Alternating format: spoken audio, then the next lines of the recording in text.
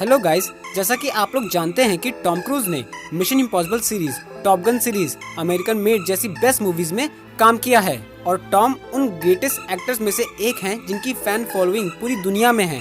But आपको जानकर हैरानी होगी कि टॉम क्रूज बचपन में एक्टर नहीं बल्कि चर्च के फादर बनना चाहते थे।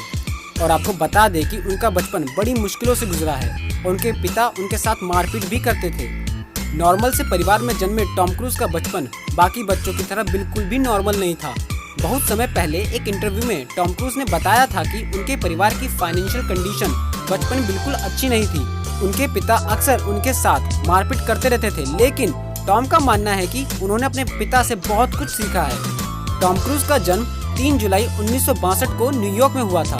सिर्फ 11 साल की एज में उनके माता पिता अलग हो गए थे। घर और खुद का खर्च निकालने के लिए टॉम क्रूज ने लोगों के लॉन की कटाई छटाई जैसे काम करने शुरू कर दिए थे।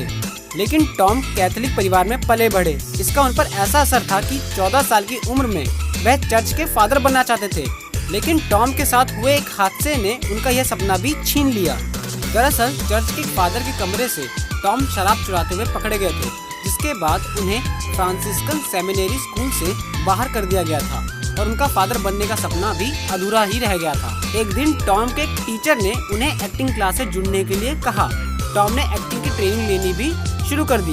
एक्टिंग के दौरान उन्हें जब अपनी लाइनें याद करने में परेशानी होती थी तो उन्होंने विजुअल लर्निंग से याद करने पर जोर देना शुरू कर दिया।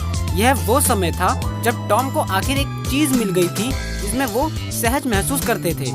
छोटे मोटे रोल करने के बाद साल 1983 में उनकी फिल्म रिस्की बिजनेस को लोगों ने काफी पसंद किया और ये फिल्म थिएटर पे हिट भी रही। और इस फिल्म के बाद टॉम क्रूज का स्टारडम शुरू हुआ और आज टॉम की गिनती हॉलीवुड के फेमस एक्टर्स में होती है।